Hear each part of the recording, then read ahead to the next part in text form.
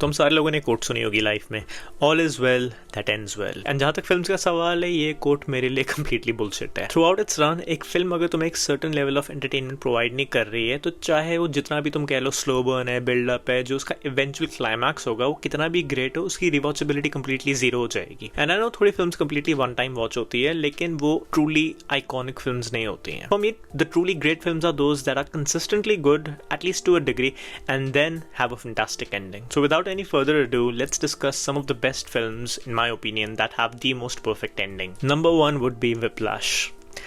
The best ending to a film that I've personally ever seen. It can lull you into thinking कि एक basic, pure, inspirational musical flick है, लेकिन it's basically a psychological thriller जो एक musical context में execute की गई है। And तुम्हें पता है इसकी amazing चीज़ क्या है? ये इतनी ज़्यादा well edited है कि इसमें कोई भी empty space या boring part है ही नहीं। Start से end तक इसका हर एक scene interesting है, and that ending मैं स्पॉइल नहीं करूंगा अगेन, लेकिन आउट ऑफ कॉन्टेक्स्ट तुम्हें समझ नहीं आएगा ये क्या हो रहा है, मतलब इसमें उतना ज़्यादा इंप्रेसिव क्या है। कॉन्टेक्स्ट के साथ they manage to take something that might come across as a really annoying thing into something that's triumphant, vengeful, glorious, tragic, even quasi romantic. अच्छा, अगर तुम्हें इस लिस्ट में से कोई भी फिल्म देखनी है, watch Whiplash. Number 2, Shawshank Redemption. Easy pick, सब लोगों ने फिल्म देखी हुई है, तो मुझे नहीं लगता मैं कुछ स्पॉइल कर रहा हूँ इफ आई से दिस। अगर तुम्हें स्पॉइलर स्किप करना है then skip this portion. But a man who's wrongfully convicted for a crime that he never did, murdering his wife and her lover, the character development in the prison, the friendship that he forges with Morgan Freeman's character Red, everything about this film is extremely charming. The dialogue, the narration by Morgan Freeman is beautiful, and जो last scene है उसका Andy के escape के बाद when they ultimately meet and hug, it's extremely heartwarming. Even जो उसका prelude है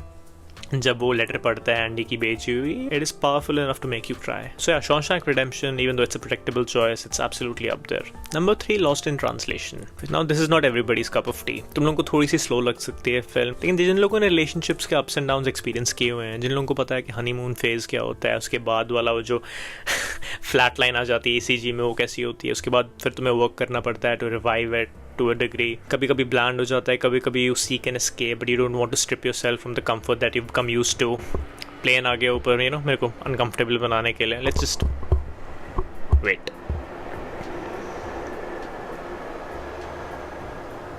So yeah, you can say कि ये फिल्म slightly glorify कर रही है चीटिंग को, स्लाइटली क्या कर रही है ग्लोरीफाई चीटिंग को, लेकिन मैं एंडोर्स नहीं करूँगा वो, लेकिन you can at least be empathetic if not relate to the characters romantic struggles. And जो फिल्म की एंडिंग है बेसिकली, स्कारलेट जॉनसन को एक एक्टर के साथ प्यार नहीं कहेंगे लेकिन इन्फैचुएशन टाइप हो जाती है, they develop a relationship, they spend time with each other, and film के एंडिंग पे they have to go their own ways, and the lead actor just whispers something into a ear, something that the viewers are not privy to, something that we don't hear, and they just part ways. And it irked me at that moment, but जैसा Morgan Freeman ने कहा Shawshank redemption में, जो वो दो beautiful ladies गा रही थी जब एंडी डुफ्रेन ने सॉन्ग प्ले किया था शॉशैंक प्रिजन में, वो इतना ज़्यादा ब्यूटीफुल था that it cannot really be put into words, and the vagueness of it, the mystery behind it somewhat elevates it. So similar तरीके से लॉस्ट इन ट्रांसलेशन की एंडिंग में जो भी स्कारलेट जॉनसन को लीड एक्टर ने कहा था, वो सीन इतना ज़्यादा ब्यूटीफुल है कि you don't really want to know. तुम खुद ही फिल कर सकते हो उस कॉन्वर्जेशन को with sentences or words that you find suitable, and that'll be okay.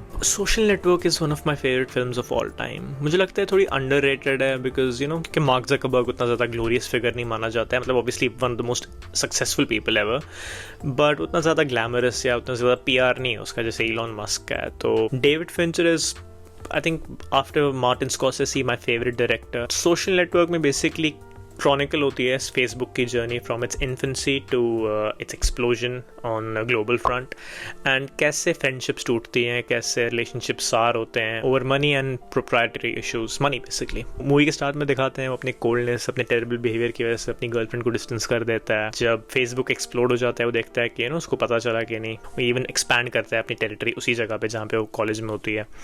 And film के एंड पे दिखाते हैं जब वो बिलियनर बन गया है, वो वैसे ही सर्च करता है उसकी प्रोफाइल एंड वो होती है फेसबुक पे, एंड थोड़ा सा वो हेजिटेट करता है एंड फिर वो फ्रेंड रिक्वेस्ट सेंड कर देता है, एंड फिर बैकग्राउंड म्यूजिक प्ले होता है जो कि काफ़ी ब्यूटीफुल है, एंड इन पे लिख के आता है mark Zuckerberg is the youngest billionaire in the world, and film ends. I don't know इतना ज़्यादा एपिक लग रहा है बात करने में कि नहीं, लेकिन फिल्म में ज़रूर लगता है। तो या द सोशल नेटवर्क। मुझे चक दे की एंडिंग काफ़ी पसंद है, जैसे वो टेलीपैथिक तरीके से ऑलमोस्ट कम्युनिकेट करते हैं, गोलकीपर और शाहरुख खान, जहाँ पे उसको कहता है कि सेंटर में ही रहो, बॉल वहीं आएगी, एंड जो भी उसका pent up anger, frustration, sadness, misery, सारा कुछ एक साथ बाहर आता है, वो ओवरवेलमिंग वेव वॉश करती है उसके एक्सप्रेशंस को। शाहरुख ने काफ़ी ब्यूटीफुल एक्टिंग की है उस सीन में, आई थिंक सारे लोग इस चीज़ पे एग्री करते हैं। He can over act sometimes, लेकिन वहाँ पे उसके इमोशंस जेन्युइन लगे हैं, इम्पैक्टफुल लगे हैं, एंड मूवी भी काफ़ी अच्छी है, तो चक दे डेफिनेटली क्वालिफाइज। मुझे बॉलीवुड में एक दो फिल्म्स लेनी मैं ले सकता हूँ, जैसे दृश्यम, अंधाधुन, इवन डॉन 1 शाहरुख खान वाली, लेकिन मैंने इन चीज़ों पे ऑलरेडी एक बार एक वीडियो बना दिया है, तो मैंने सोचा इस बार थोड़ी हॉलीवुड फिल्म्स को डिस्कस करते हैं। सो या those are some of the films that I think have absolutely beautiful, wonderful, perfect endings if you will. And थोड़ी और फिल्म्स इसमें ऐड करनी है, you can add fight club, Inception, लेकिन मैं इंसेप्शन से उतना ज़्यादा थ्रू आउट एंटरटेन नहीं हुआ, इसलिए मैंने इंक्लूड नहीं की। I love the ending to A Separation, which is an Iranian film. Since उसका plot काफ़ी ज़्यादा basic है, मैं उसको spoil नहीं करना चाहता हूँ, but A Separation would definitely be in this list. And I think that's all. 5-6 films बोल दी, एक बॉलीवुड की भी थी, ऑनरेबल मेंशंस भी हो गए, and it's bit my tongue, it hurts. So yeah, I'll see you soon.